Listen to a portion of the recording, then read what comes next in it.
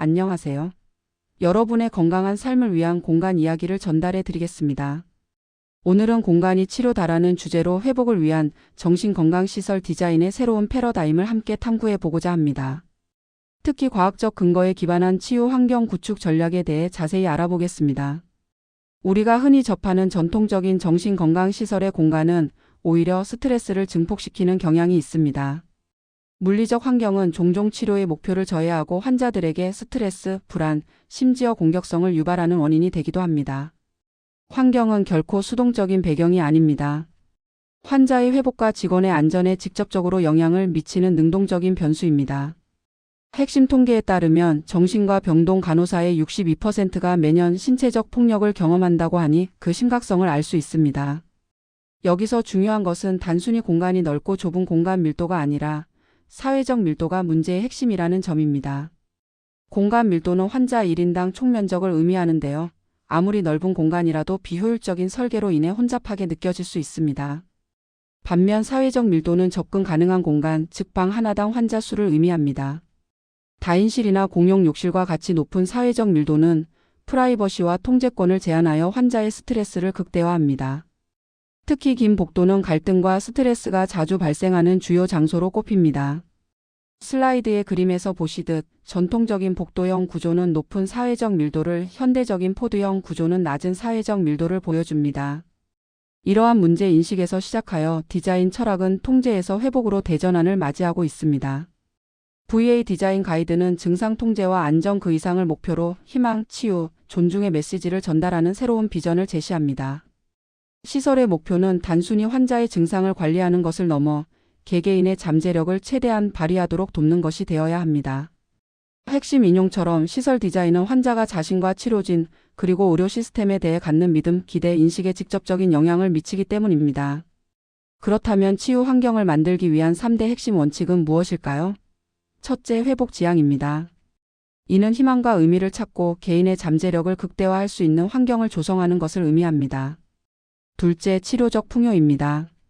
가정적인 분위기를 만들고 자연과의 연결성을 높이며 프라이버시를 존중함으로써 환자에게 안정감을 제공하는 것입니다. 마지막으로 안전 및 보안입니다. 물리적 위험을 최소화하고 직원과 환자 간의 긍정적인 교류를 강화하여 모두의 안전을 확보하는 것이 중요합니다. 이제 구체적인 사례를 살펴보겠습니다. 1인실과 개방형 구조가 공격성을 낮춘다는 연구 결과가 있습니다.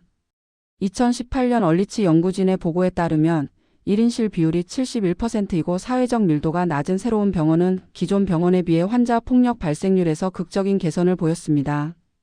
강제 주사와 물리적 억제 조치 건수가 평균 50%나 감소한 것이죠.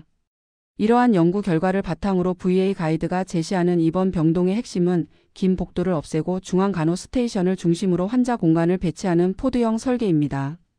이는 공항 김증형 설계로 긴 복도를 제거하여 환자와 직원의 안전을 동시에 확보하는 효과를 가져옵니다. 곡선 디자인이 주는 심리적 안정감에는 신경과학적 근거가 있습니다. 신경건축학 연구에 따르면 인간의 뇌는 날카로운 모서리를 위협이나 경계 신호로 인식하고 부드러운 곡선을 안전하고 편안한 형태로 인식하도록 진화했습니다. 곡선 형태는 긍정적인 감정과 연관되며 심박수를 낮추는 등 생리적인 안정 효과를 유발합니다. VA 병동의 원형 간호 스테이션과 비선형적 동선은 단순히 미학적인 선택이 아닙니다. 이는 위협감을 줄이고 심리적 안정을 유도하기 위한 의도적인 신경과학적 전략이 적용된 결과입니다. 익숙함을 통한 불안 감소 디자인도 중요합니다. 2024년 BHBAHADORANI 연구진은 익숙한 인지 패턴을 통합한 건축 디자인이 조현병 환자의 불안을 크게 감소시킨다고 밝혔습니다. 예측 가능하고 인지하기 쉬운 환경은 인지 부하를 낮추고 안정감을 높이는 역할을 합니다. 이러한 원리를 적용하여 VA 가이드의 환자실 모델은 가정과 같은 느낌을 구현합니다. 제도적인 철제 사물함 대신 빌트인 선반을, 차가운 타일 대신 나뭇결 바닥재를, 단조로운 백색 대신 따뜻한 색감을 사용하는 것에서 이러한 디자인 철학이 잘 드러납니다. 환자 중심의 개인 공간은 회복을 위한 안식처가 되어야 합니다. 이를 위한 3가지 핵심 요소가 있습니다. 첫째, 심미성입니다. 따뜻한 색감, 목재 질감의 마감재, 그리고 환자가 직접 선택할 수 있는 예술 작품을 통해 비제도적인 환경을 조성합니다. 둘째, 기능성입니다. 옷과 개인 물품을 보관할 수 있는 빌트인 책상과 선반을 제공하며 가구는 던지거나 무기화할 수 없도록 무겁고 안전하게 고정합니다. 마지막으로 통제권입니다. 환자가 직접 조절할 수 있는 조명과 외부 조망이 가능한 창문을 설치하여 개인의 통제감을 높여줍니다. 치유와 안전은 공존해야 합니다. 이를 위해 눈에 띄지 않는 안전 설계가 매우 중요합니다. 안전은 감시 카메라나 철창으로만 구현되는 것이 아닙니다. 세심한 디자인은 위압적이지 않으면서도 최고 수준의 안전을 보장할 수 있습니다. 예를 들어 끈 묶기 방지 손잡이, 분리형 옷걸이, 상단 경사형 문, 그리고 보안용 스프링클러와 같은 요소들이 그러한 역할을 합니다. 이러한 디자인은 환자들에게 편안함을 주면서도 위험 요소를 효과적으로 제거합니다. 사회적 교류와 선택을 촉진하는 공용 공간 설계도 필수적입니다. 공간 구성은 개방형 거실과 식당을 중심으로 하되 명상이나 독서를 위한 별도의 조용한 공간과 활동을 위한 활동 공간을 분리하여 환자들에게 다양한 선택권을 제공합니다. 가구 배치에 있어서는 환자들이 관계를 조절하고 개인 공간을 확보할 수 있도록 무겁지만 재배치가 가능한 편안한 단일 의자를 주로 사용합니다. 또한 자연과의 연결은 매우 중요합니다.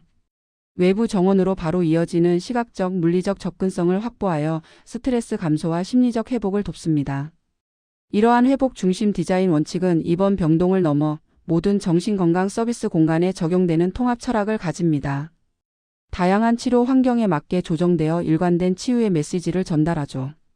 예를 들어 심리사회적 재활 및 회복센터 즉 PRRC에서는 비임상적이고 커뮤니티 중심적인 분위기를 조성하여 사회 복귀를 지원합니다. 또한 약물 남용 클리닉에서는 환자와 가족의 프라이버시와 편안함을 보장하며 상담 및 그룹 치료를 위한 안전한 공간을 제공하는 데 이 원칙이 적용됩니다. 성공적인 디자인의 열쇠는 결과물이 아닌 과정에 있습니다. 최고의 치유 환경은 건축가 혼자서 만들 수 없습니다. 최종 설계의 기능성과 수용성을 높이기 위해서는 설계 과정 자체가 매우 중요합니다. 이를 위한 핵심 프로세스 첫째는 다학제적 팀 구성입니다. 임상 직원, 건축가, 엔지니어, 인테리어 디자이너 등 다양한 분야의 전문가가 초기 단계부터 긴밀하게 협업해야 합니다. 둘째는 환자 중심의 피드백입니다. 설계 과정에 환자분들의 의견과 경험을 포커스 그룹이나 인터뷰 등의 방법을 통해 적극적으로 반영해야 합니다. 이제 회복을 설계하기 위한 핵심 전략을 요약해 보겠습니다. 첫째, 사회적 밀도를 낮추고 1인실을 기본으로 하여 개인 공간을 보장하십시오. 둘째, 위압적인 직선과 복도를 피하고 자연광, 외부 조망, 부드러운 곡선을 적극 활용하십시오. 셋째, 가정과 같은 익숙하고 예측 가능한 디자인으로 심리적 안정감을 제공하십시오. 넷째, 안전은 감시가 아닌 눈에 띄지 않는 세심한 설계를 통해 구현됩니다.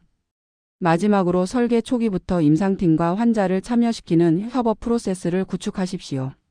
결론적으로 건축은 단순히 환자를 수용하는 건물이 아닙니다.